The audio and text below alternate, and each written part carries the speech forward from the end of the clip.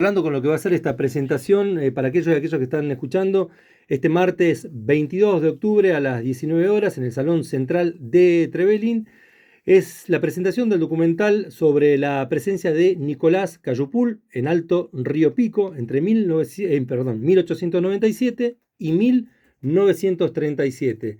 Justo de casualidad estaba Fabio Arce dando vueltas por ahí y dijimos, ¿y si pasás un ratito a charlar con nosotros a Radio Nacional? Fabio Arce aquí en La Aristocracia. Gracias por venir, ¿eh? No, gracias a ustedes por la invitación. Muy contento de estar acá, la primera vez que estoy. Siempre soy un seguidor del programa y la verdad que muy interesante. Fabio, te comentaste una épica ahí de laburo, ¿no? Sí, es un laburo, un trabajo interesante. Yo soy docente en historia, me gusta la investigación y bueno, la verdad que venía con este tema ya hace varios años. Yo soy descendiente en realidad de Nicolás Cayupul y soy bisnieto. Tenía los comentarios en la memoria por mi madre, que ella es una de las nietas. Y entonces, bueno, nada, empecé a buscar información, me encontré con un archivo extraordinario en la Municipalidad de Río Pico. Y a partir de ahí, bueno, empecé a trabajar, a estudiar el tema y bueno, me encontré con un montón de cosas realmente interesantes que hace Nicolás Cayupul junto a Gil Antil, que era su señora y toda su familia, una familia numerosa de once hijos, ¿sí? 11 hijos, que bueno, que vivieron todos allí, que hoy, bueno, por cuestiones obviamente de la vida no están, ¿no? Sí, así que bueno, es un trabajo que la investigación obviamente la hice yo y la verdad que la parte técnica pedí ayuda porque yo no entiendo nada. Y bueno, Agustín García, que es un colega de Trevelin, docente, me colaboró muy amablemente y bueno, me armó el video documental.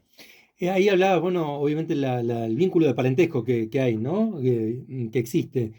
Pero antes de empezar directamente con ese vínculo de parentesco, quisiera saber si ya venía dando vueltas en tu idea en hacer alguna reconexión, no solamente por tu profesión histórica, sino también por esa cuestión de que llama a veces el espíritu o la sangre, ¿no? Algo de tratar de laburar también con tus antepasados. Sí, por supuesto, obviamente. Sí, sí, yo siempre recuerdo a mi hermano que una vez charlando con mi mamá le preguntaba por los apellidos. Mi mamá, yo tengo parte originaria por parte de mi madre, Cayupul y Huichulef. Y bueno, mi hermano se preguntaba por ahí, ¿no? Si teníamos algún ascendiente con cierto protagonismo. Yo era muy adolescente y fíjate lo que he encontrado hasta el día de hoy, ¿no? Tremendo. Fabio, y justamente por eso también me gustaría que le cuentes a la audiencia quién fue Nicolás, cuál es la importancia de Nicolás Cayupul. Nicolás Cayupul aparece, el apellido aparece en las crónicas de viaje, digamos, de historiadores a finales del siglo XIX. El apellido Cayupul aparece en el censo de 1895 también.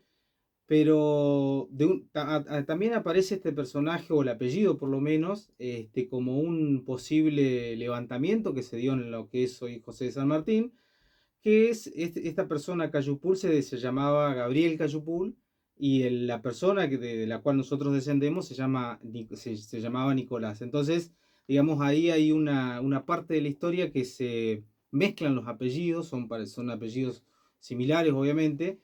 Y bueno, pero Nicolás Cayupul se asienta en la zona de Río Pico hacia 1897, ¿sí? Es decir, muy tempranamente. Ujú. Y a partir de ahí, bueno, empieza una lucha por tener el campo, por la tenencia, que es una tenencia precaria, obviamente, y que había que adecuarse a ciertas características propias que el Estado Nacional y regional establecía. De esta manera, él, una de las estrategias que usa justamente, o utiliza, son los hijos nacidos en territorio argentino, y otra es fomentar la instalación de una escuela primaria en el lugar. Dona, concesiona al Estado de esas tierras que el Estado le había facilitado, y concesiona 50 hectáreas, se crea la escuela y se crea una aldea escolar. Entonces, la relevancia también viene por esa parte, ¿no? Es una estrategia que usan muchos de Mm. los pobladores originarios para poder pertenecer y permanecer en la tierra. No es el único que la utiliza, lo hace Manuel Millaguar en Lago Rosario, lo hace Antonio Ñanculef en Cerro Centinela, Mariano de Pulef en Aldea Pulef, Francisco Nahuelpan, acá muy cerca. Entonces eran estrategias, digamos, como para poder tener la tenencia o llegar a la propiedad de la tierra, ¿no? ¿Existía vínculo entre todos ellos? Sí, hay un historiador entre Belin, Matías Jones, que por lo menos establece estos vínculos que, por ejemplo, en el caso de Millahuala habría estado en la zona de Río Pico. No tenemos la certeza de que estuvo con Nicolás Cayupul, pero sí con una de las primeras familias de ahí también, que fue Antonio y Abelino Minahuel. Sí, O sea, esa estrategia también era compartida, y como vos decías, también de totalmente. algún u otro modo estaban Sí, compartidas. totalmente, entendemos que sí, y por eso hoy, si nosotros hacemos un recorrido en las escuelas de acá de la zona, vamos a encontrar escuelas con las denominaciones o nombres de ellos, porque ellos fueron los que fundaron, los que la construyeron y los que donaron la tierra para que se haga también una pequeña aldea y demás. Perdón, Lito, ¿ibas a decir algo o no? Eh, ¿cómo fue el trabajo?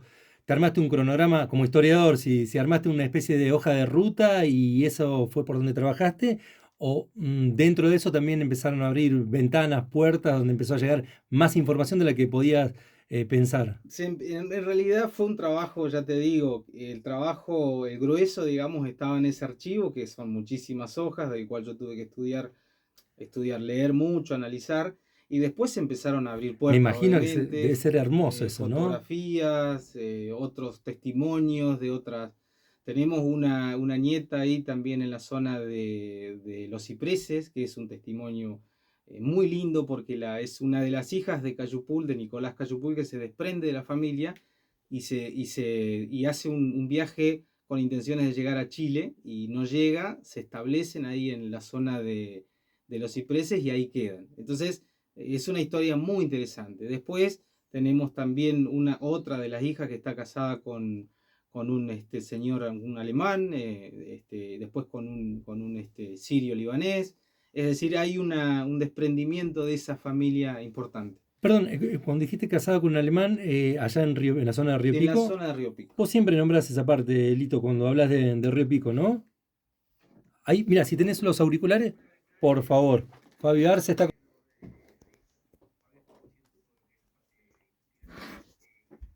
Sí, ahí Lito dice cosas muy interesantes que obviamente me dan pie a mí para charlar un poco más de la historia, un poco más del video.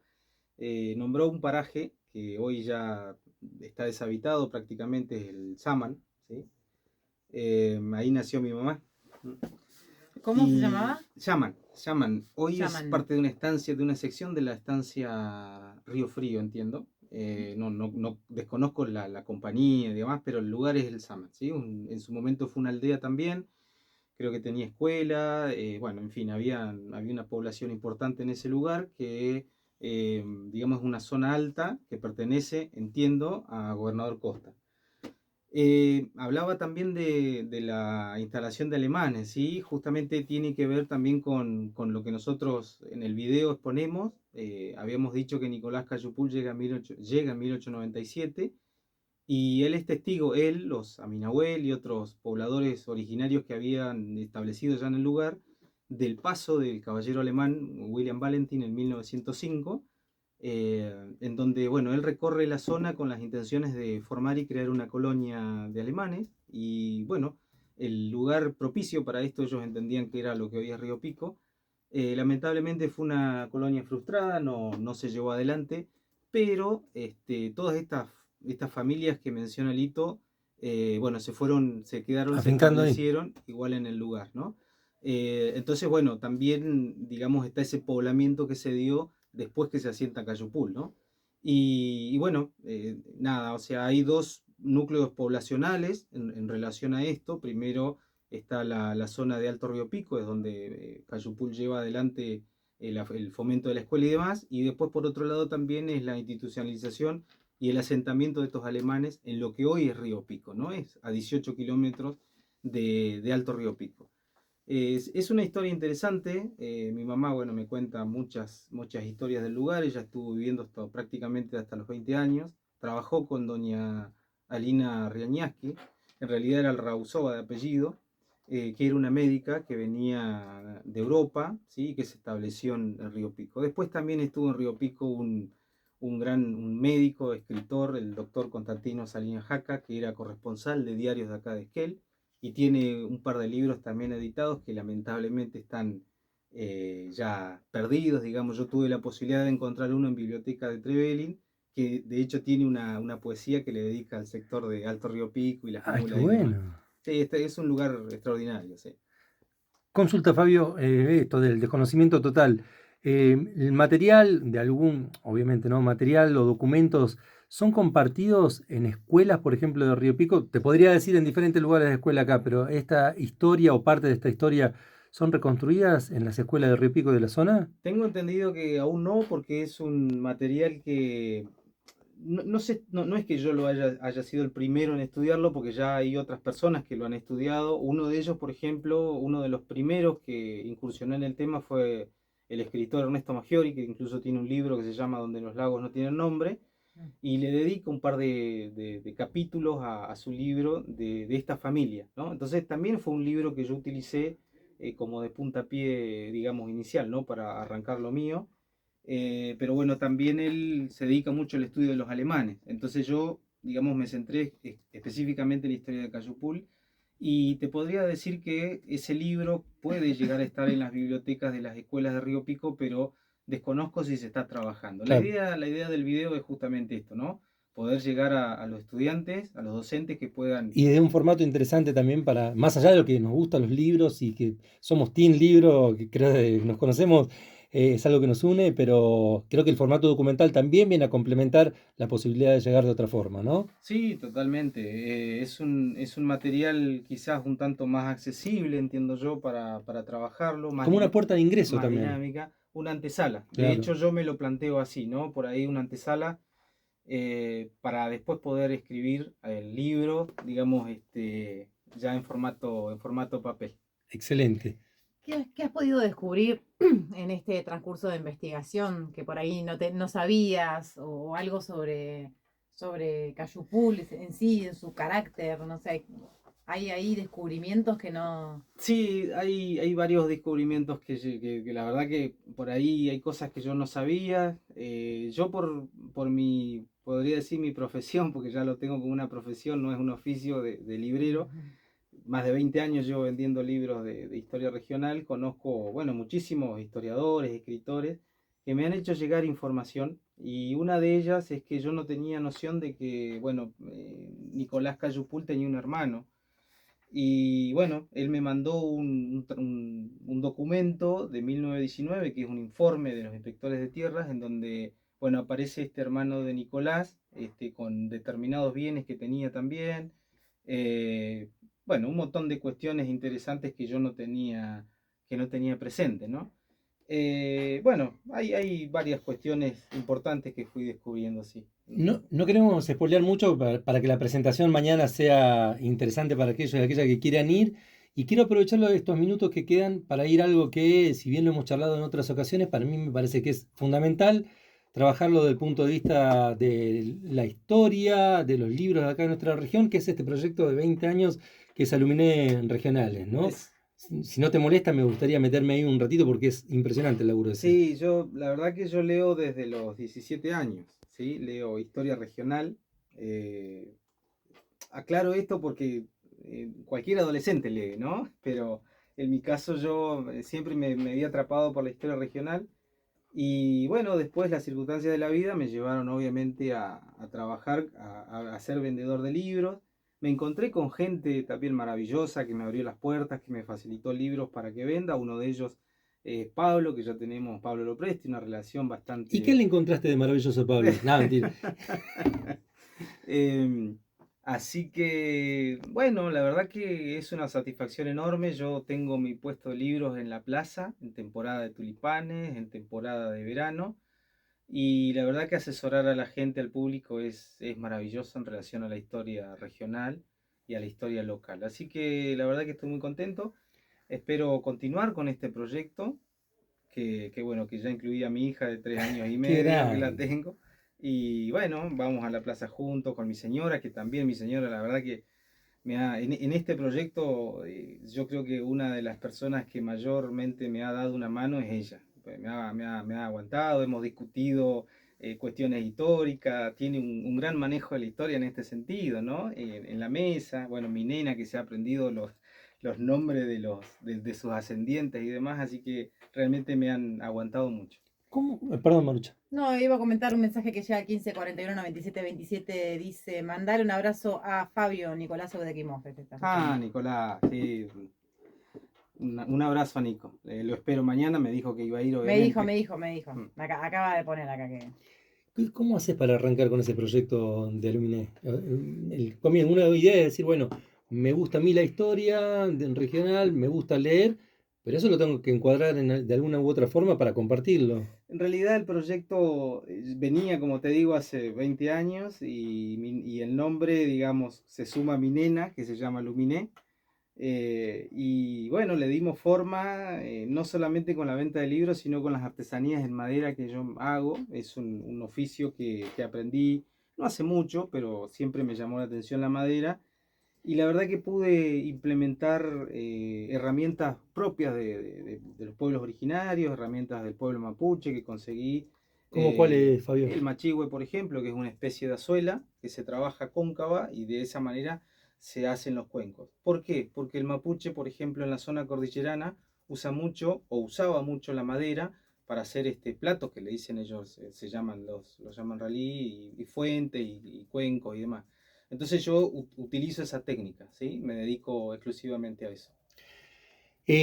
Para ir finalizando, obviamente antes de la presentación, ¿los libros con los que trabajás en el Luminet son libros que vienen de editoriales o también estás abierto a aquella persona que dice, uy, mira, tengo este libro regional que por ahí me gustaría, va a ser más útil, en lugar de tenerlo yo en mi biblioteca o que está por ahí dando vueltas sin tanta utilización, brindárselo a Fabio? ¿Estás abierto a esa Sí, posibilidad? por supuesto, son dos editoriales prácticamente que estoy manejando, la editorial de Pablo, de Remitente Patagonia, y Caleuche, que hace la distribución Luis Unzue de Bariloche, y después obviamente abierto a todos los autores individuales que me acercan libros y demás, que hace muchos años vengo trabajando así. ¿Algún libro usado también que te pueda servir? ¿Estás abierto también a También, esto? exacto, sí, por supuesto. Sí, Ujú. porque incluso esto que decís vos, hay mucho libro usado que está en bibliotecas y que está agotado y que son muy interesantes para leer. En voz alta y con el megáfono arriba, Fabio, invitadas a todos y todas, por favor, para mañana. Están todos y todas invitadas para mañana. Espero encontrar, bueno, muchos docentes, obviamente así pueden llevar este trabajo a las escuelas, encontrar muchos funcionarios públicos también, porque de esta manera van conociendo la historia de sus comunidades. Y bueno, el público en general y a todos los descendientes de Nicolás Cayupi. Tengo un llamado telefónico, voy a cortar el teléfono antes. Sí, perdón.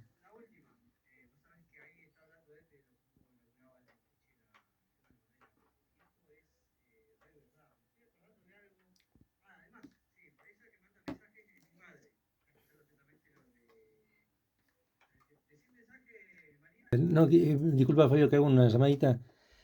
Sí, ¿qué tal? No, porque hace algunos años habíamos hablado con Fabio que por ahí la posibilidad de tener una columna de historia y de Trevelin y sus parajes por ahí, pero no sé si Fabio va a querer. No me animo a decirle de frente porque por ahí es medio presionarlo mediáticamente. A mí me coparía mucho, sabe todo lo que sabe, la forma de clase, pero... Ah, espera, que lo tengo acá enfrente. Discúlpame que suena.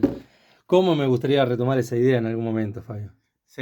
Para mí sería grandioso, sí, por supuesto. Hay mucho para hablar de Patagonia, hay muchísimo, mucho para leer, mucho para investigar.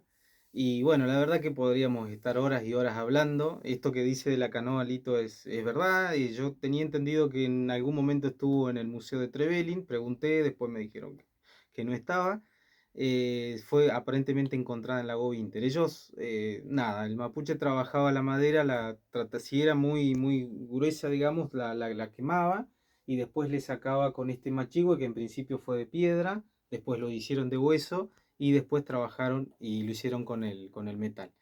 Ellos navegaban todos los lagos no eran un impedimento para circular, sino que eran vías, ¿sí?